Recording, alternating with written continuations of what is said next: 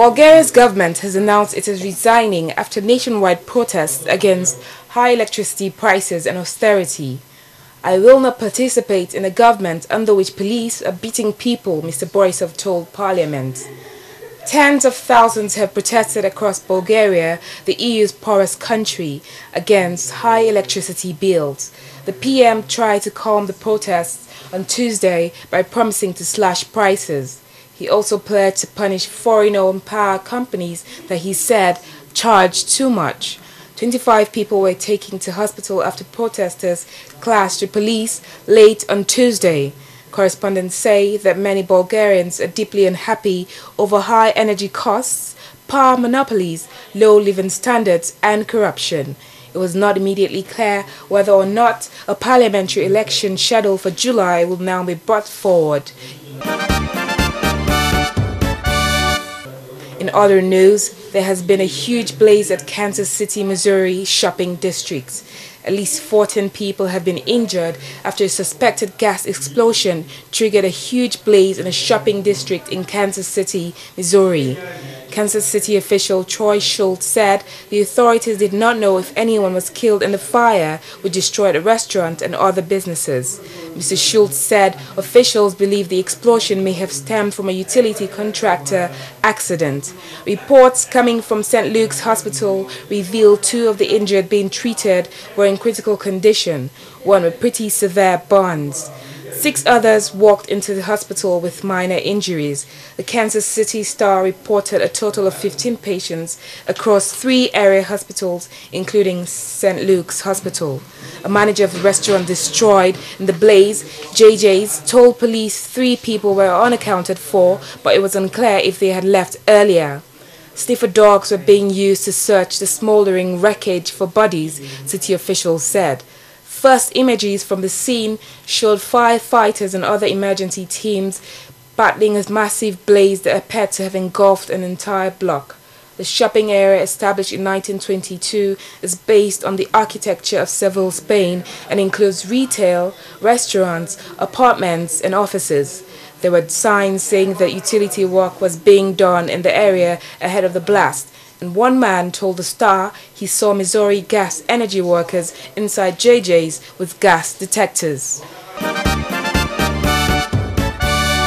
In another development, photographs have emerged which are said to show the 12-year-old son of a Tamil rebel leader alive and well in custody less than 2 hours before he was shot dead. They show Balachandran Prabhakaran, son of rebel leader Vellupillai Prabhakaran, eating chocolate on a bench. Campaigning group Journalists for Democracy in Sri Lanka says they approve the boy was summarily executed. A military spokesman denied the allegations. He said they were based on lies, half-truths, and rumors. JDS says an analysis of the photographs' metadata shows they were taken by the same camera 10, 14, and 1201 on 19 May 2009, on the final day of Sri Lanka's forces' bitter 26-year war against the Tigers. Vellupillai Prabhakaran died at around the same time in a stretch of land between the Nanthik Hadal Lagoon and the sea where hundreds of thousands of civilians were trapped in the last bloody months of the conflict. The army said he was killed in battle, but human rights groups said he might have been killed after surrendering. There are conflicting accounts of exactly how he died. British filmmaker Callum McRae says the photographs of Balachandran, which show the young boy first alert and unharmed and in the custody of soldiers but then dead, shot 5 times in the chest, rules out the government's assertion that Balachandran was killed in crossfire. His death was deliberate and calculated. This is a proof beyond reasonable doubt of the execution of a child, not a battlefield death, said Mr. McRae. The pictures fill chilling details on the circumstances of his murder and leave the Sri Lankan government with yet more questions to answer. But Army spokesman Ruwan Wanigosayaru said the photos showed no substantive evidence and were being released in Mr. McRae's latest documentary, No Fire Zone. It is time to coincide with a session of the UN Human Rights Council next month. In the past 2 years, Mr. McRae has made filmed for the British TV station Channel 4, using video evidence to allege that the government side committed serious war crimes as it defeated the Tamil Tiger militants in 2009. Allegations always denied by Colombo. The new film is set to be screened at the Geneva Human Rights Film Festival during a UN Human Rights Council meeting next month. And finally, Interpol has announced that it arrested nearly 200 people in a wide-ranging international operation against illegal logging and the trafficking of timber.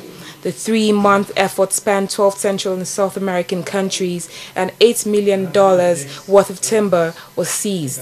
Interpol says the illegal logging trade could be worth up to $100 billion worldwide. It has also been linked to a rise in murders and corruption as criminal groups move into remote forest areas. Interpol said officials had checked lorries, ships and containers as well as retailers and individuals, seizing a total of about 2,000 lorry loads of illicit timber. More than 100 people remain under investigation. Over the past years, dozens of anti-logging activists have been killed in Brazil in attacks believed to be linked to their activism. In Colombia, police say illegal and rebel groups are increasingly turning to illegal logging as a source of revenue. And in Venezuela, there has been clashes between indigenous groups and loggers who have invaded their land. Amina Yuguda, GoTo News.